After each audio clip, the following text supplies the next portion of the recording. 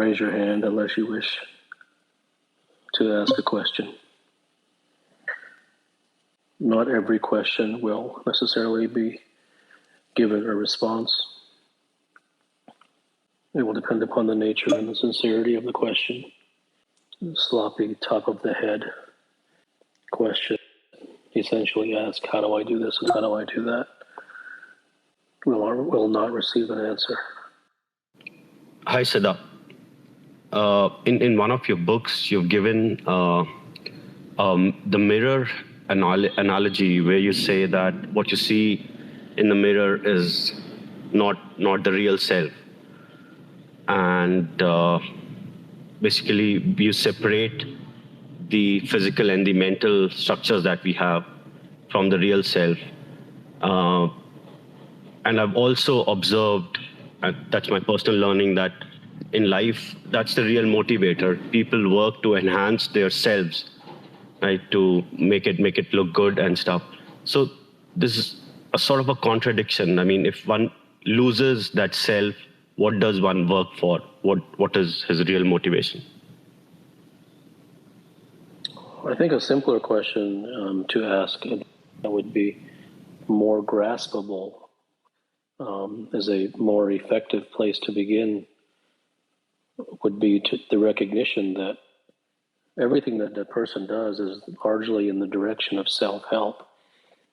Much of what they do is actually in the subdomain of self-help and self-development, but everything that they do is self-help. And the realization is the exploration of what precisely self-help has gotten someone. If they have improved themselves in some way, they have become a little bit more of this or a little bit less of that. The examination of where it has really gotten them without any form of judgment. If one is pleased or satisfied that the pursuit of self-help or self-adornment has got him or her what they have sought, then there is no reason to stop. But one must, if they wish to move towards truth for whatever reason, and there's no reason to move towards truth, but if one is moved to do so, then they will examine the nuts and bolts of self-help and discover the facade behind it. They will discover, or they will seek to discover, that the motivations behind pursuing it were automatic and default, as opposed to a conscious and deliberate act. It was almost as if one is defaulted to seeking self-help because everybody else does. The idea that one should not improve is an entirely foreign concept to the world. The world is interested in improvements, and the only improvements that one can make, the only adornments that one can make, are entirely cosmetic, and never should one take my word for that. These are things that one must explore for themselves. What is the true value of their pursuit of self-help? What does it mean to be intelligent? What does it mean to be smart? I saw your tweet recently about that. I'd love to hear you elaborate on it. There was a private discourse written about that. I don't remember what I said. But human beings seek intelligence. That they have a name for many things, and intelligence is yet another form of self-adornment. That there's no real currency for being smart. There's no reward. The only reward for things is to know the truth. Because when one knows the truth, whether they're smart or they're dumb, whether they're a genius or they're an idiot, if a human being knows the truth, he instantly becomes effective. Because the truth is the only thing there is. Hey, Siddha, how are you? In one of your solo podcasts, you talk about the moment as it being an otherworldly thing. Do you think that because that is so foreign to the average person through our conditioning, like we're so conditioned, you talk about this in the same solo podcast, how your mind will wage war with itself just to control you and to keep running. Do you think that this is kind of the same, I guess, logic behind why people are so after self-help and constant improvement, is that it's just for something for them to kind of, I guess, escape and focus on and use their mind on, even though it's really, they're kind of tricking themselves. Does that make sense? Everything that a human being does is an escape. It's an escape from reality and towards pleasure. It's an escape from reality towards self-adornment. The more that one can feel about himself, the greater the more feathers one has in his cap, the greater one thinks of himself, perhaps the better qualities that he cultivates, and therefore can think better of himself about. I mean, these are not evil things. These are they're not wrongness or badness. It has nothing to do with that. Those are all societal judgments. It is the person who has the DNA to seek truth will be desirous of exploring what these self-adornments really do, aside from benefit him in some cosmetic way. Human beings look for chases. They are taught to chase by the world. And society is a series of endless neon lights and shiny objects. And the intellectuals believe that a shiny concept is superior to a shiny object. And they're all emptiness. They're all nothing. They are all empty chases to make one sound smarter, to make one feel that he knows more, so that he can show others how good he is, so that he can give to charity and show that he is benevolent, so that he can act humble, to say that he has humility, so that he can be proper and well-mannered.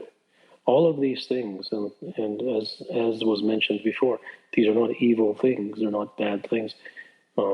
They're just empty things. And even being empty is not bad. But it's just up to a given individual if that is something that resonates with him or not. Not that it should or shouldn't. Hello, Kapil.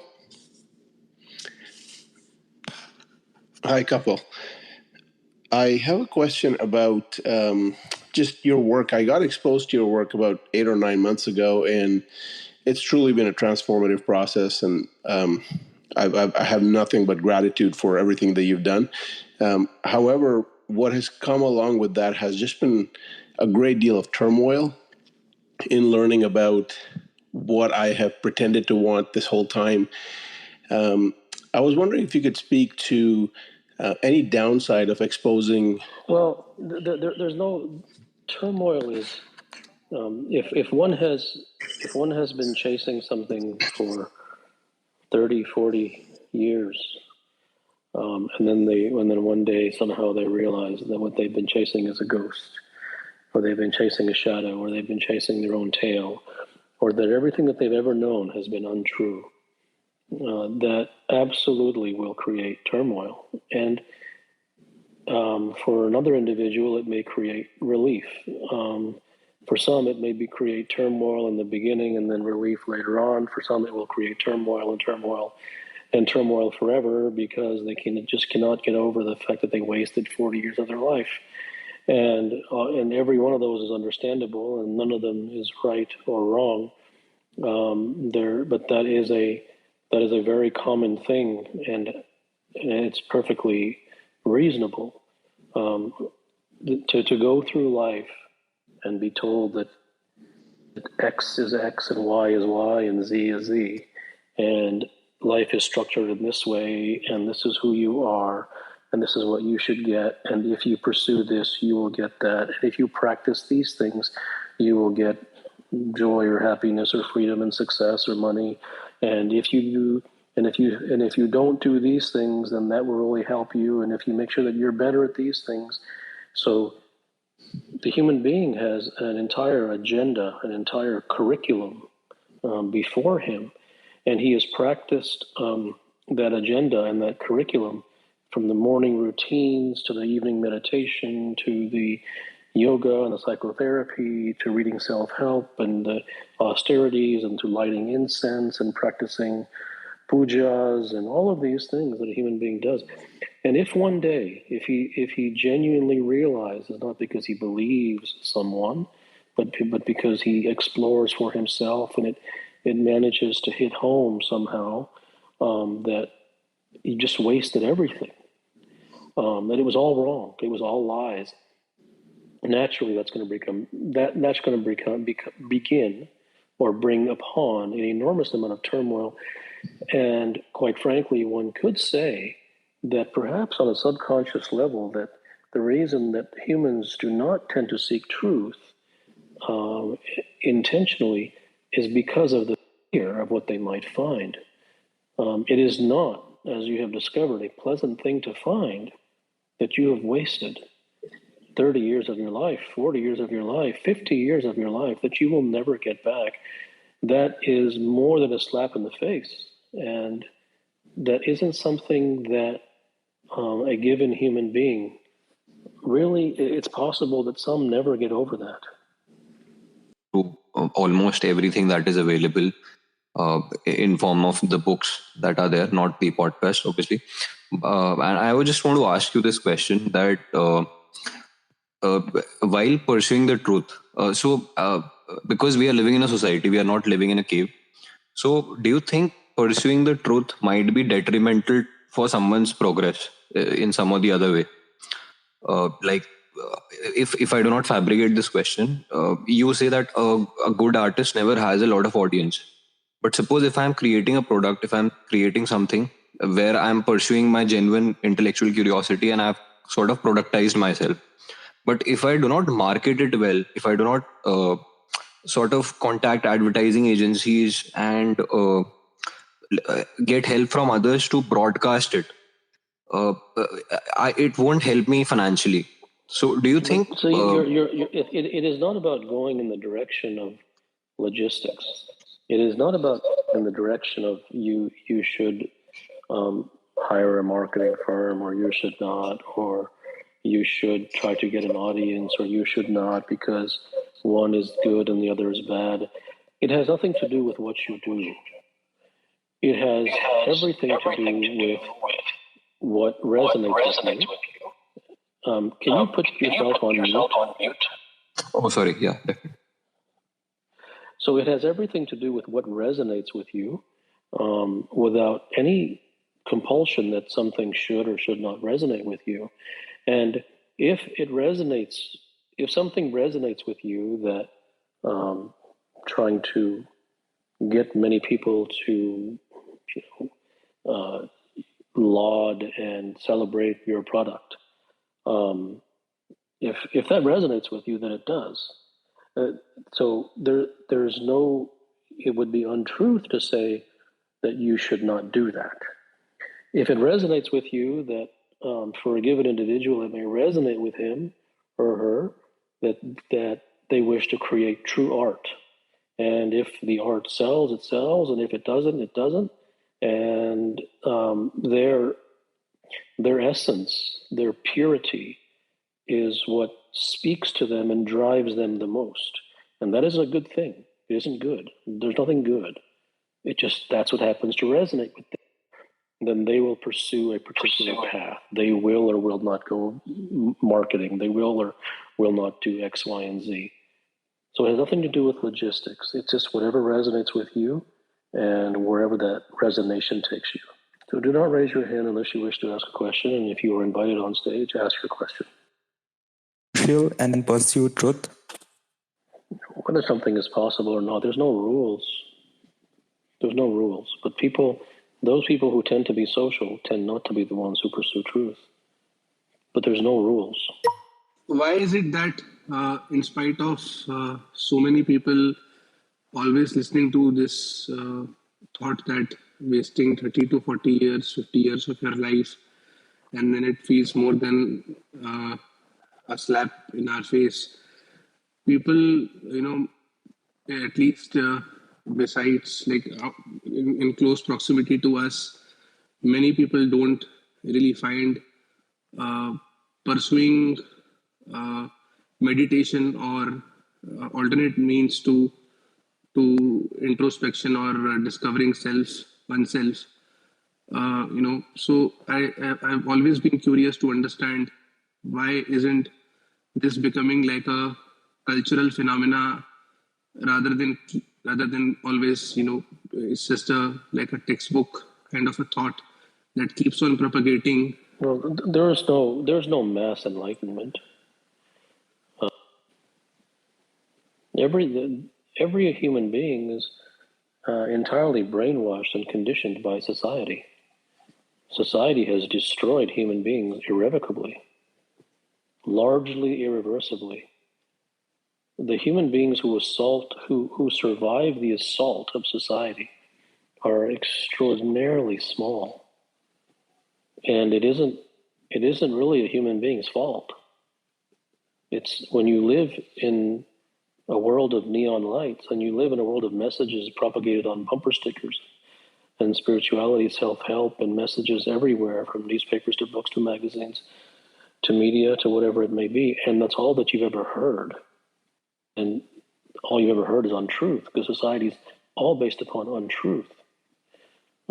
It is unreasonable and it is impractical to think that any semblance of the population would regard society as lies. It is impractical to believe that anybody would say, everything that I've heard is a lie.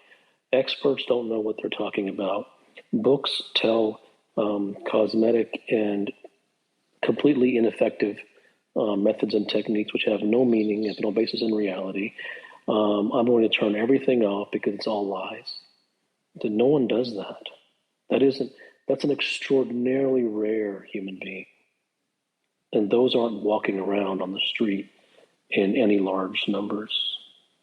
Hello, good morning.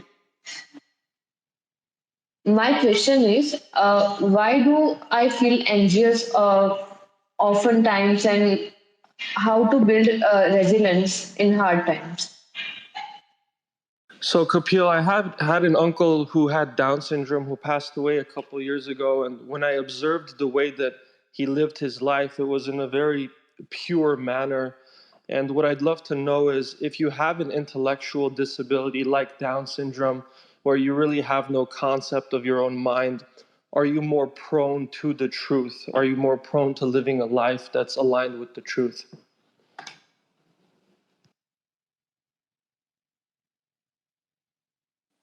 I don't know much about what a person with Down syndrome thinks or feels. What I've come to understand about myself through some exploration is that my sense of self-worth is very much sort of determined by the work that I do, the passion I have for it, and also by external validation from peers and other people in the industry, right? While I know that there's nothing wrong with this, but sometimes when that external recognition doesn't come, it sort of hurts, right? And I've tried to figure out why this may be the case and haven't really found the root cause of this problem. So I would love to see if you have any thoughts on this one. That's a self-help problem, and you're asking questions that really will not help you. Okay. What the previous speaker asked is very common to essentially everyone. I have this problem. How do I feel better? I seek validation. How do I get away from that? I get angry. How do I stop doing that? And for their entire life, the reason that that's considered a valid question is because society has taught them that that's a valid question. Because whenever they've asked such a question before, as the individual probably has experienced, all of the many answers that they received went nowhere. When those questions are posed to the world, to society, to spirituality, to motivational speakers, to gurus and priests and pundits and self-help authors, the answer is, well, do this, or don't think you're less of yourself, or improve your posture, or practice positive self-talk, or whatever the endless stream of the orange-colored pill of the day happens to be. And this is the cycle that everyone is in. And the reason they're in that cycle is not because they should not be. It is because they have been taught, and in their mind they believe that the only thing standing between them and their goal is the correct prescription. And that belief is deeply etched into their soul. It is so deeply etched, in fact, that it's never even seen. And if that was to be brought up to them to say that you're just waiting for the right technique, method, or prescription, they would say, well, of course. What kind of thing is that to say? That's how deeply ensconced, deeply conditioned the human organism has become by society, self-help, spirituality, the world, and everything in society and the culture. That's how deeply embedded in the culture that a human being has become. The idea that any prescription will not take them where they want to go is an entirely outlandish, outer space, unfathomable, unthinkable, unconsidered, and completely uncharted territory. It is so uncharted. You know something is uncharted when the thought of it arising never even comes. So it isn't that they have the wrong prescription. So those thoughts arise all the time. I have the wrong prescription, I must find the right one. I have the wrong how-to method, hack, or technique, I must find the right one. That comes all the time to human beings' minds. What never comes is, there is no how. That is a sentiment that is beyond the bounds of society. Differentiating factor here, like spirituality and self-help seems to give hope to people, like if you do this 1-to-1 thing, you would reach here. And the truth, as you mentioned, seems to be the uncharted territory. So how do you think that hope plays a role in this topic? So hope is a disaster. In seeking truth, or if you have a false sense of hope? In anything. You see, if someone, in the most practical matter, if someone seeks to become, let's say, a success in something, and they hope, that hope will cause failure in the vast majority of cases. And because the hope was there, it will create unmatched turmoil. A person doesn't become successful, another person doesn't reach their goal because of hope.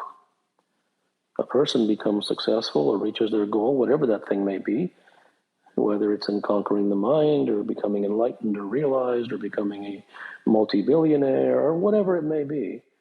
A person reaches those things by the truth. the truth of becoming a success. What path, what types of paths produce effectiveness and what types don't. Where the money is, so to speak, money, where the gold is, where the effectiveness is, so to speak, versus where it isn't. So human beings don't fail to get to where they want to go because of talent or lack thereof. They don't get there because they follow prescriptions. And hope is one of society's calling cards. Hope is one of society's poster children. And hope has no place in any human being's life who seeks peace and who seeks to arrive at whatever they wish to arrive at. Hope has no place. I've heard you say that society creates the mind and the human being lives, or a human creature lives and wastes all his life in that cubic box that we call mind. Now I'm getting really frustrated at this paradox that the society creates the mind or the mind creates the society. What it is that I'm missing? I just can't get it. What is it that I'm missing about the mind and its manipulation or whatever you want to call it? What you're missing, the society has told you lies, and that may be something that you're not quite ready to see, and that perhaps could be the source of your frustration. We are often said that we should pursue the truth, but what is this truth about? Is it about ourselves? Is it about the society or the universe or the nothingness? So I've never said that you should pursue the truth. I don't recommend that anybody pursue the truth. So what is exactly what we should be pursuing in life? There's no should. You're exactly the victim of the title of this talk tonight. You are asking, what should you do? Because the world of society, spirituality, and self-help tells you this is good and this is bad. You should go for this and you shouldn't go for that. And therefore, you're just a puppet who cannot think for themselves, who basically is allowing someone else to pull their strings for them. And the reason that you do that is because that if you believe that if you do the right should, that'll lead to something good for you. And that's a trap that no one really escapes. Hello.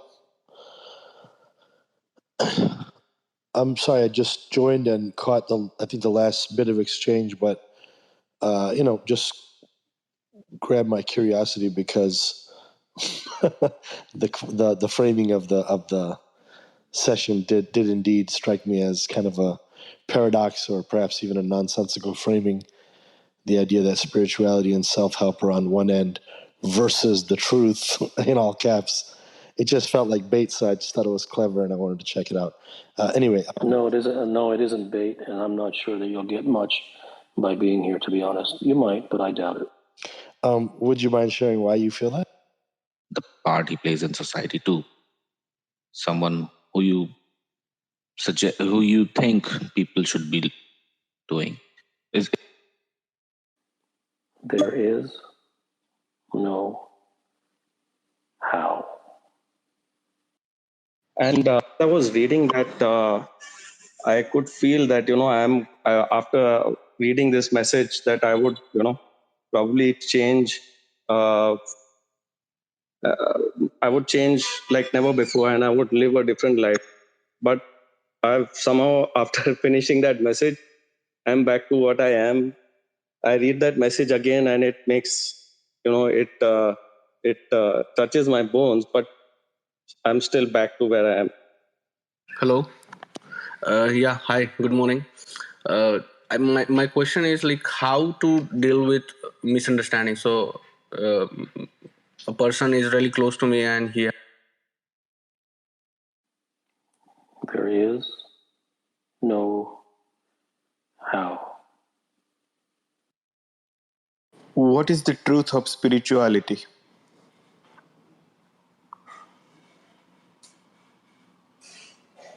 That's a very general question. What are you asking? Because I understand that spirituality is nothing but experiences, and there is a truth in experiences. So I need to understand what spirituality actually is. Well, I don't think that you're ready to understand because you have all these concepts. So you've already said that you think that spirituality is experiences, and that experiences is, I think that you said, is the truth. If you already have all the answers, then it is impossible for you to be open to the truth. Maybe after I exposed to your work, I've been having like moments of realization or peacefulness, like maybe for 1 week or 2 week. But after that, I again get into the emotional moil or day-to-day life. I get involved in the day-to-day life work and those things. So why is it happen? Like, why doesn't it stay permanent? Like in that mode. I wanted to start. You know, what happens in its own time. I'm not saying that anyone should expose themselves to my work. Secondly, I don't. I'm not saying that anyone will gain anything from my work. Thirdly, I'm not saying that if you continue exposing yourself to my work, that the truth will seep into you. For some it does, and for some who are not ready for it, it doesn't. So I cannot tell you why it does or why it doesn't, or to continue to do it and one day it will. I don't know, and those things don't frankly interest me. Things happen if and when they happen. What is the importance of guru in the modern world compared to the importance of the importance is whatever importance you give to it. You mind if I talk, Bubba? What is the truth of one's existence? Is it same for all or different? It's not a real question. What does that mean? What are you asking? The purpose of existence? There's no purpose. Hi, Kapil. I have one question. I'm very intrigued by the idea of prescription. So, what frameworks can we have in today's time that can help us decide if this is a prescription which is getting handed to us consciously, subconsciously, and how can we Every decide single for thing ourselves? that you have been handed, and every single thing that you are handed, and every single thing that you ever will be handed is a prescription. And the reason for that is in society, there's nothing else but prescriptions.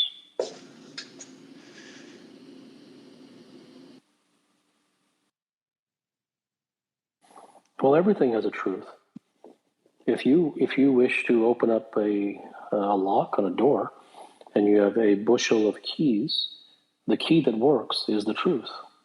It isn't conjecture, it isn't opinion, it isn't belief, it isn't hope. It's the truth. So every situation has a truth, and then there are truths which are universal to all human beings. But the truth is the most practical thing in existence, because the only thing that works consistently is the truth. Thank you for taking my questions. I have 3 questions. First, how do you think spirituality is needed for everyone? And the second one I would cannot be, answer 3 questions. You can ask what? Whoa! Yeah. Stop! One more. One question. Okay. Yes, please. So first question would be spirituality. How do you think that spirituality is needed? Why do you think that it should be for everyone?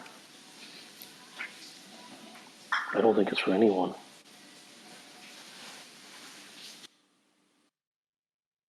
I think what you said, been saying is don't ask how and don't seek answers, but aren't those can be interpreted as prescriptions?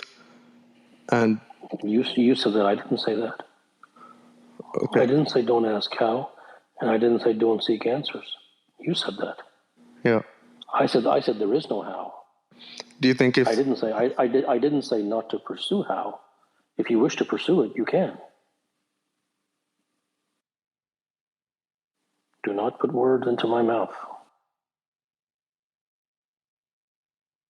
I do not recommend that people seek truth. I do not say that you should not seek prescriptions. I do not say that you should not pursue methods or techniques or hacks.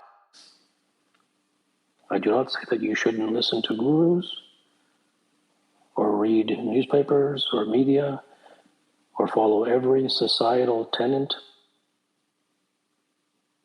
I recommend nothing to you. Thank you for having me here. I have one question. You mentioned that whatever speaks to us, we should pursue that, and that would be our truth. The challenge, though, is there's a problem in this itself, that we are so conditioned that we wouldn't know if whatever we are pursuing is because it's the truth or because it has been instilled or somehow done the society has done that inception job on us, and hence we are doing it. For example, money. A human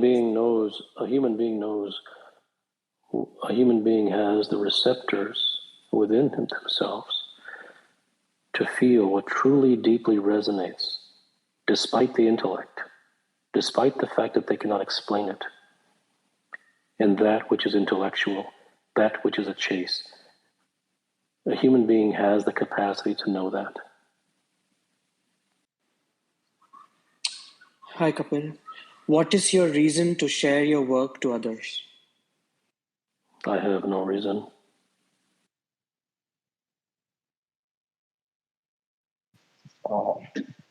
I wanted to ask if I'm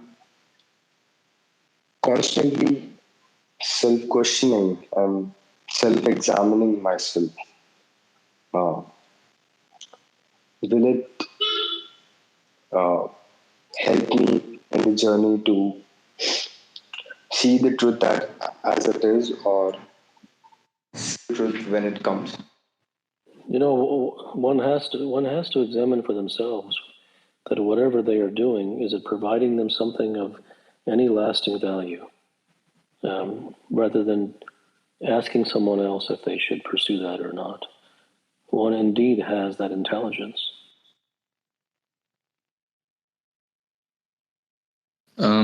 After some exposure to your writings, I feel like I'm in some kind of void or some kind of precipice from the conditioning to the truth. Is exposure to truth and sincere examination the most effective way to completely erase all conditioning? Okay, that's a good question. The most effective way to arrive at truth is the exposure to truth. Now, combined with the exposure to truth, one must have a readiness for truth. One must have the DNA to seek truth. A DNA meaning one's sensibilities, one's nature. If one has the nature to seek truth, to turn his back on society, to go against the grain, and then that individual is exposed to truth, then yes, that is a most potent combination and extraordinarily rare. Thank you. What do you think is the truth about what's going on right now in the world with all these mandates and changes? Hi. My question is, why are we so fickle-minded? Why cannot we stay on one thought? Why does our mind keep jumping from one thought to the other?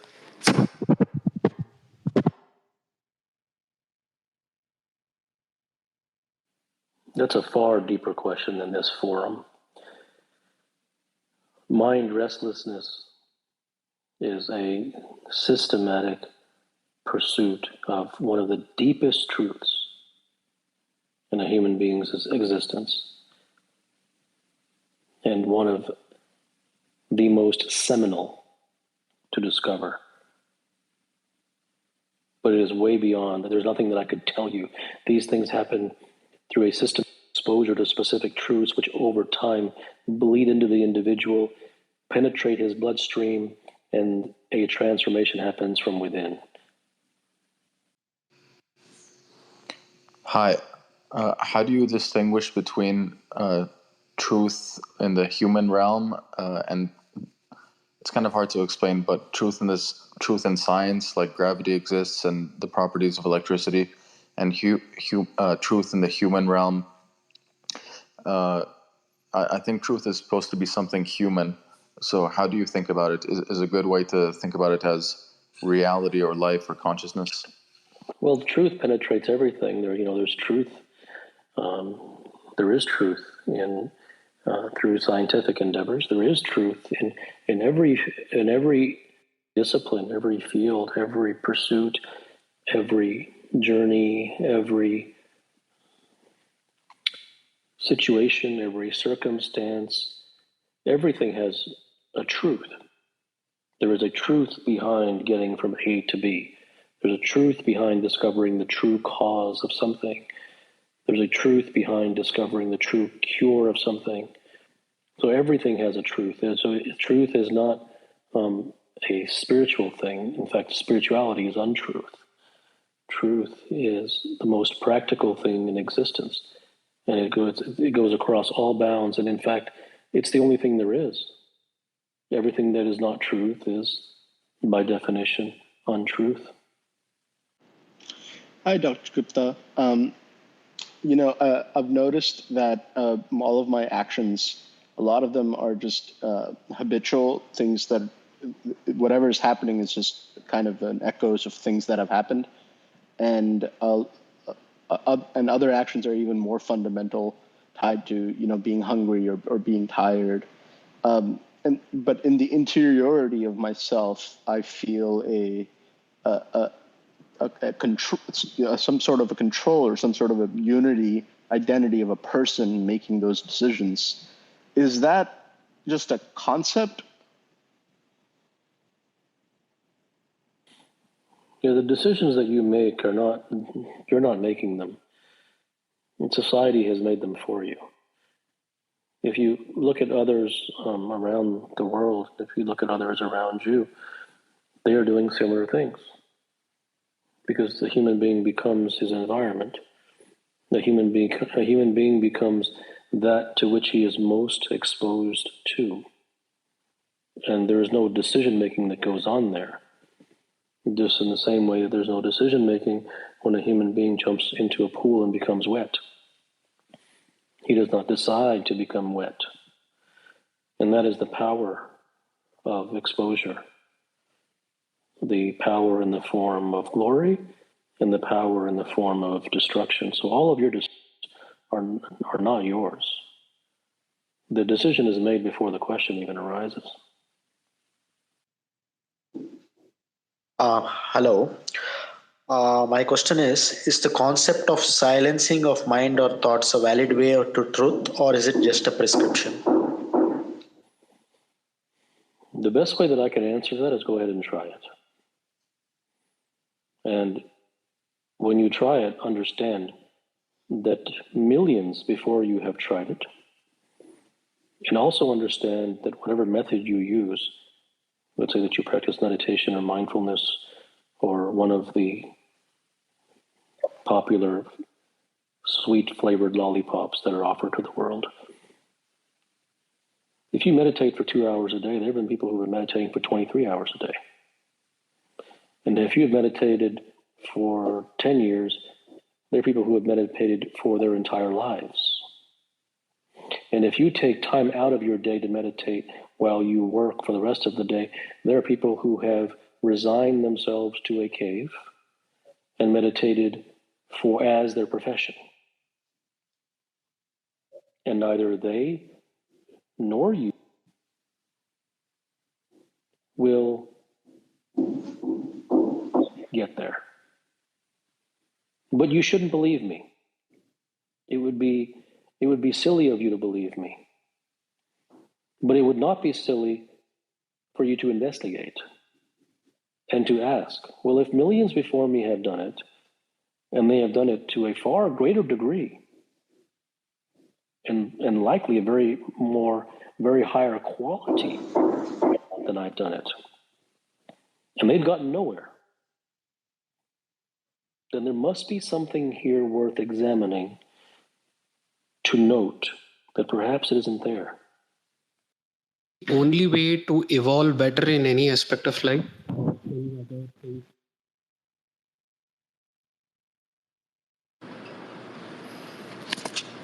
Yes, so my question is, when you're faced with fighting for your life against something as, what I feel is corrupt as my own government, and you need the fortitude and the, I guess the power to go on, even though you feel you're a very strong person, you've been through a lot, as myself has been. What kind of advice can you give when you're at those dark moments? All governments are criminal organizations. All governments are mafias. All governments are rapists and murderers and unconvicted killers and thieves. All politicians, all governments around every nation are the same. The same way that a slug is a slug. And no matter what anyone does, that's never going to change. And the reason is that human beings seek to be governed. The human being buys into the political parties. The human being is a dunce. He is a cardboard creation. He has been created by society. A societal creation cannot think on its own. It is an enslaved organism.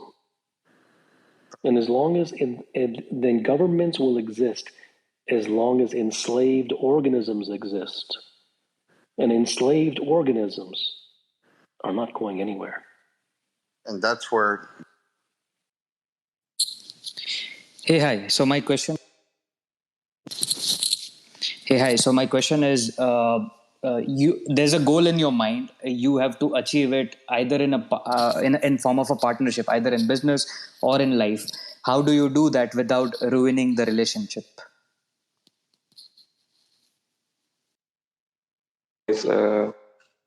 You said at the beginning of this conversation that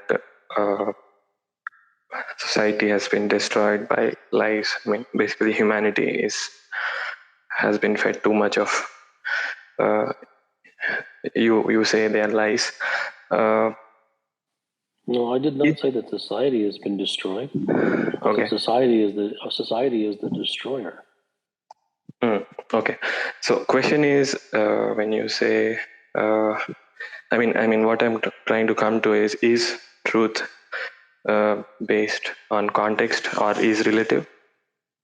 Because when I'm born, I have an empty mind. No, I need to start. It is not relative. We usually make art for ourselves, but when we make something for others, does it dilute the truth of that art? Okay. Do you ever in your life make anything for others?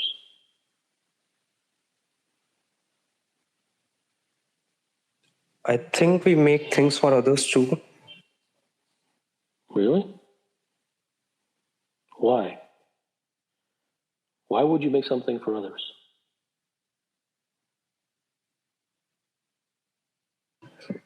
Because we try to get validation from them and sometimes praise for them, and sometimes we like to do things for them. So then if you get validation, you like it, you feel good. How is that doing for others? Okay, so what you're trying to say is ultimately the motivation is always a selfish thing. I'm not trying to say anything. You have words like selfish embedded in your brain because society has implanted cockroaches in your brain. And therefore you bow down to all of these concepts of selfishness versus altruism. I'm not saying anything. I simply ask you some questions. And you're an intelligent person. You can examine that for yourself. I don't want you to believe me for anything. I simply asked you a very straightforward question. Yeah, And you can take I'm doing it for from that myself. what you wish. I'm doing it for myself most of the times. I got it. Yeah. So the question is that sometimes we can see the truth very clearly, and most of the times we cannot see it. Why? Because you are conditioned by lies. I don't know. That's a question for you to ask yourself. Illusion of truth, and what can we do to come out from illusion of truth? Why do you think hope is disaster? No, somebody asked some question related to hope, and you said hope is a disaster. So, Yes, I'm asking you, why do you think hope is a disaster? in my case, whenever I kept hope, I didn't get that. So, for me, it's true. Hope is disaster. Okay, so what's your question? So, my question is keeping hope means being in illusion of truth? And what can we do to come out from this illusion of truth? Because I can't stop myself from keeping hope. So, if you truly realize that hope is a disaster,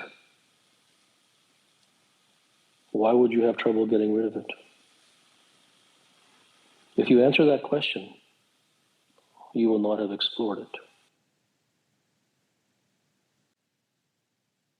True for you is not true for me. Is truth subjective or objective?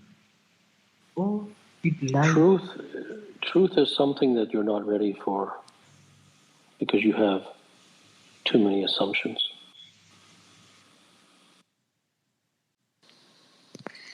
Hi there.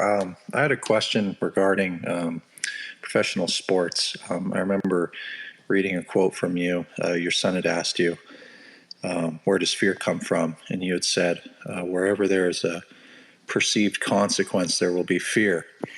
When it comes to professional sports, golf, for an example, when you're on something other than, say, the PGA Tour, and your livelihood of making money and getting to the next step depends on you playing well, how exactly can you reconcile the fact that there is a consequence to how you play at that point? And I guess what would be the truth regarding that?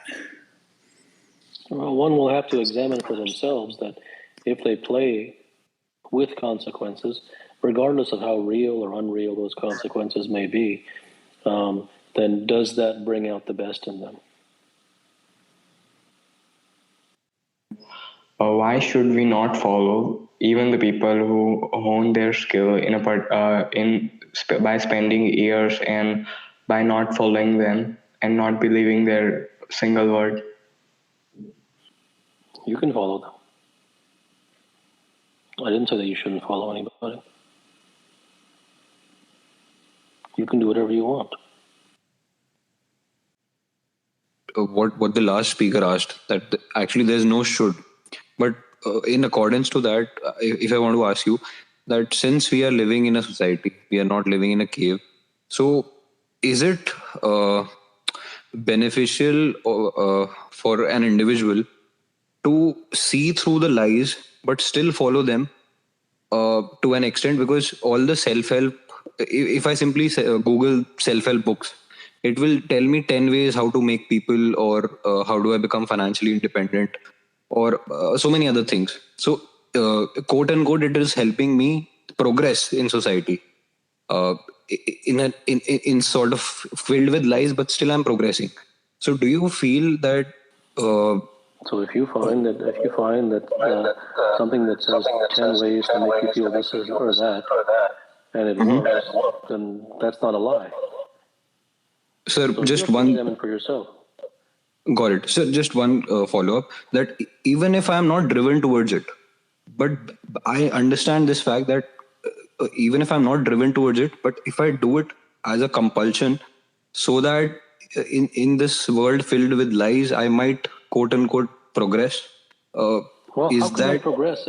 How can you progress if everything's a lie?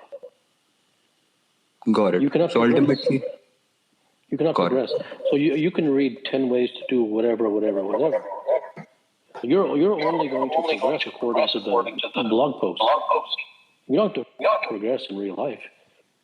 And there are millions upon millions upon millions who read the 10 ways to become whatever. And examine the evidence for yourself. Don't believe me. Examine the evidence for yourself. Where is everybody? What percent actually become a success? So if it's 10 ways to become happy, what percent of the world is happy? If it's 10 ways to become wealthy, what percent of the world is happy or wealthy? If it's 10 ways to find peace, what percent of the world is peace? And one thing that you will not be able to say is that they have not had access to the 10 ways to become peaceful blog post. All of them have, because these are published in the most well-known places that have readerships in the millions. So there's no mysteries here. The beauty of all of this is that you can see for yourself. The beauty of all of this is that you are not the first generation ever to be born. There are thousands of years of data before you. And there are millions of human beings of data all around you. Who achieves in any form or fashion, to any degree of consistency, the 10 ways to become anything? And if they don't, then even the most base logical person would reason that those things don't work. Not because they're listening to me, but because they have a brain, they have 3 or 4 neurons at least in that brain, and they can do the very rudimentary mathematics by looking around and finding out that if all of these things are out here, if the 4 noble truths and the 8-fold path and Jesus' 10 commandments or Moses' 10 commandments and Jesus' words and all the religions and all of the spiritualities and the self-helps and the bestseller of how to, and the obstacle is the way, and read about stoicism, and ego is not the way, and this is not the way, and all of these things, they're not obscure. They are sold by the millions. They are on the bestseller lists. They are on the recommended reading lists of the Silicon Valley entrepreneurs. All the thought leaders have them published on their famous blogs and podcasts. So one can certainly not say that people have not read those, or listened to those, or bought those, or practiced those, or subscribed to those. And despite all of that, despite all of the wealth of knowledge from spirituality, despite all of the wealth of knowledge from the intellectuals, despite all of the wealth of knowledge from the Stoics, despite all of the wealth of knowledge from the Greeks, despite all the wealth of knowledge from the 7 Habits of Effective People and the latest guru talking about the latest business hack and how to do this and how to do that, despite all of that, where is everybody? Let's say, is 50% realized, enlightened, happy, successful, wealthy, whatever determinant that you wish to use? Okay, not 50, 40%? Okay, fine, not 40. 30%? Okay, forget 30. 20%? Okay, leave 20. 10%? Let's just go beyond that. How about 5%? 1%? A 1/4%? There's your answer. Thanks a lot. Thanks a lot.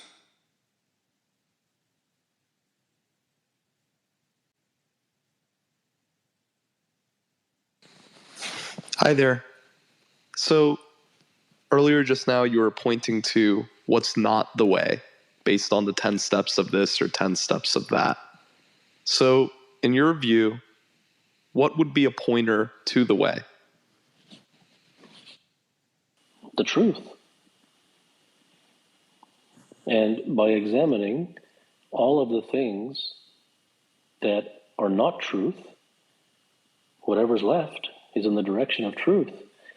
It is far more effective and far more instructive and far more powerful to see what is not true. If one Googles something about finding wealth or peace or freedom or happiness or joy or nirvana or building a business or whatever it may be, the person will get 5 million, 10 million, Google results. Until he comes to recognize, it may take him lifetimes to recognize this, to truly realize this. Until he comes to realize that all of those 30 million results are lies, that it isn't available there, he will search and chase forever, and he will marinate in untruth forever. So one cannot seek truth until one is willing, one is absolutely willing to discard untruth.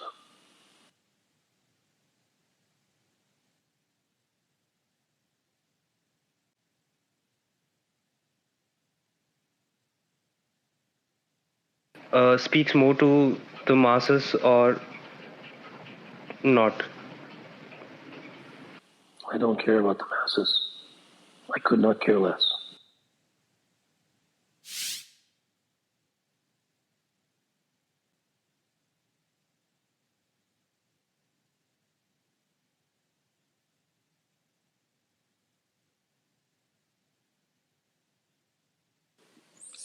Is there a practical way to understand the association between truth and paradox? Intellectual. And if you wish to ask an intellectual question, the answer will be as nonsensical as the question. If you wish to come down from the high chair of intellectualism and ask a real grainy question, you may.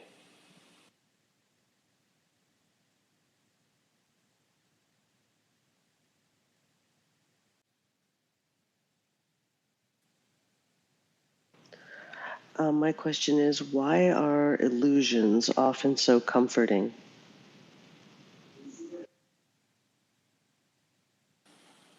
Well, the human being is fed illusions in the beginning and then has continued to be fed illusions throughout their lifetime. And so if someone already has illusions within them, if someone is given the receptor for something early on and then they are given things which attach to those receptors, then it's illusion feeding illusion.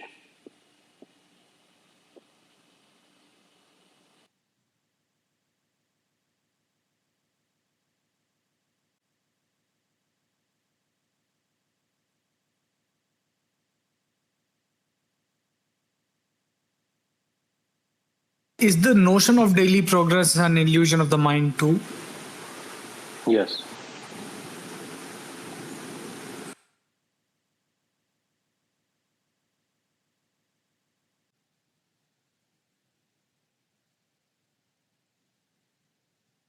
Um, Thanks for taking my question. I have read in one of your discourses that mind is cultivated. So, was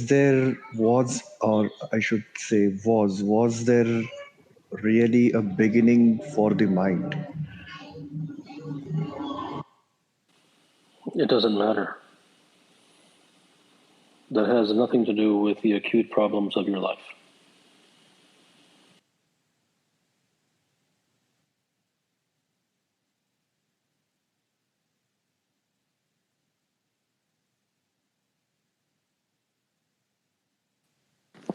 Hi, Kapil.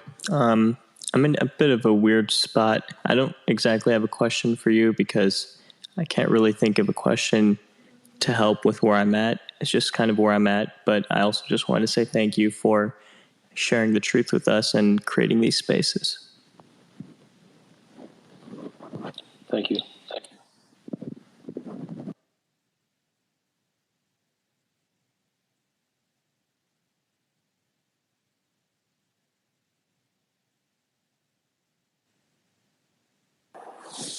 Is ignorance truly bliss, or is there power in knowledge? No, ignorance is expensive.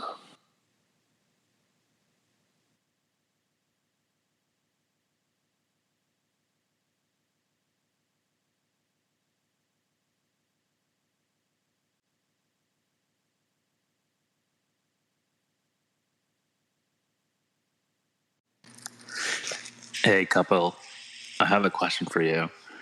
In one of your discourses, you mentioned that you can't go into society unguarded because it it's sort of, but you can't go in unguarded because it sort of taints what's true inside you. But Krishnamurti sort of says that if you go in too guarded, you'll never truly understand the other person. I'm trying to reconcile these. You'll have to ask Krishnamurti. You cannot bring someone else and a word from somebody else and then ask me to comment about their words. Makes I sense. don't care what Krishnamurti says. Yep.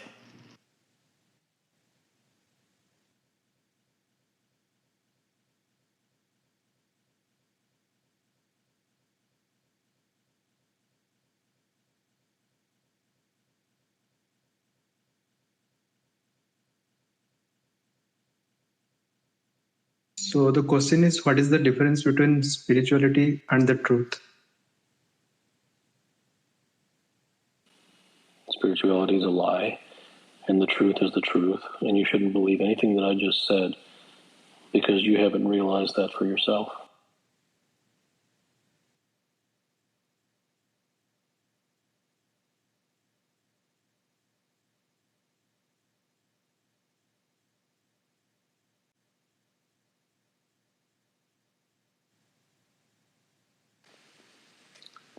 Namaste, Kapil. Is it possible for someone to attain to truth without the guidance of a guru? Is it possible to attain to truth without an exposure? You will never find, virtually impossible to find a guru, because the gurus that you will find are all prescriptionists. They are simply wearing sort of, the long hair and the incense and the facial markings. Today's world is a world of inauthenticity. Today's world is a world of artificiality. So whatever guru you find, he's going to prescribe to you, and that will be the single red flag that you will notice that will be a hallmark of untruth. If there are no rules, there is no good nor bad, then why does the truth only come to those who are sincere? Well, why do you think that there is no good and no bad and that there are no rules? I saw it on your discourse and experienced it for myself. Okay, so then you haven't Okay, so yeah, because if you're taking my word for it, so because when you begin a sentence with if this and this and this and if this and this and this, you are implying that you're taking my word for it. Well, it's multiple factors, not just your word. So then there's no reason for you to say if there is no good and if there is no bad, if you have actually found that there is, in fact, no good or no bad or no rules. You wouldn't use the word if.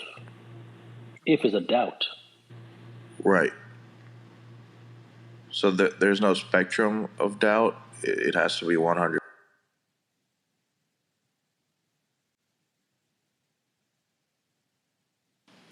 Hi, Kapil. I heard you answer a question in one of your spaces, and you said something like the master understands that everything that arises from him is mind.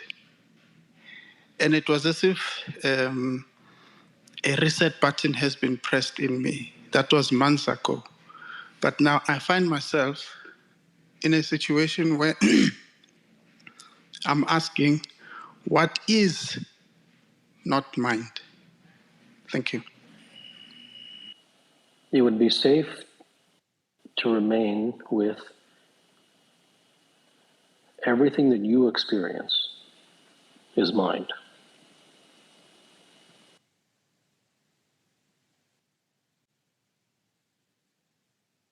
Hello, Kapil. So you have eloquently stated before that the men of society have hijacked the English language, and so me, based on what language I know, perception seems like a word that involves thought, but I don't. I know that you are not really interested in playing definitional games, but I was wondering if you could please speak about perception, because I don't think you consider it to be a thoughtful entity. It's too general of a question.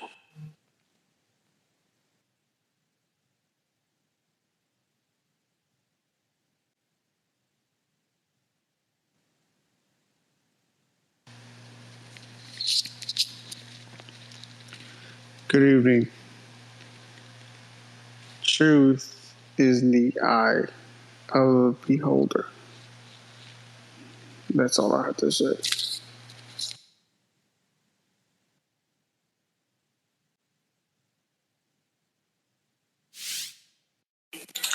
Hi Kapil, I have a small question. As human beings, we evolve as a species. In spite of receiving a proper education and living like 25 to 30 years in life, why is the human mind still weak to hear bitter truths actually?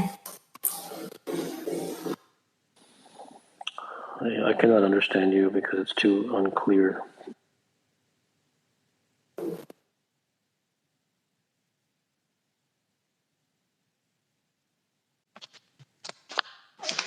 Hi. I just wanted to get your opinion on a question. When life takes away the forms that you thought were foundations, like what is that person left with? And is it even life, in your opinion, that takes away those forms, those constructs that a person used? Well, I guess the things that one thought existed, if they're taken away, in many instances, they were just concepts and ideas that one thought was real, but in actuality wasn't. So the question is, was it really taken away, or did it never really exist to begin with?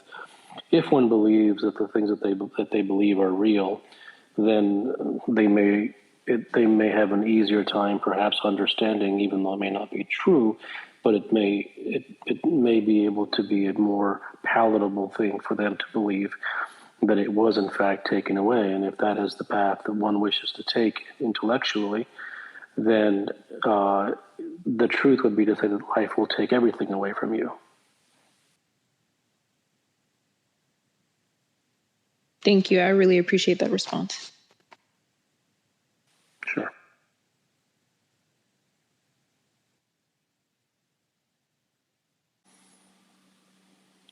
There are many questions to be answered, and it's more about the questions than it is about the answer.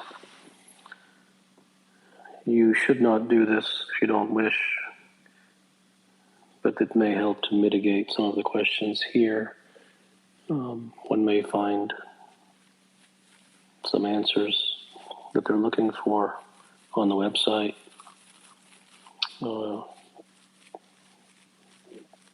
KapilGuptaMD.com, or somewhere else throughout my writings. They may or they may not. I don't recommend them to anyone. But it really comes down to the sincerity of the individual who is pursuing the truth.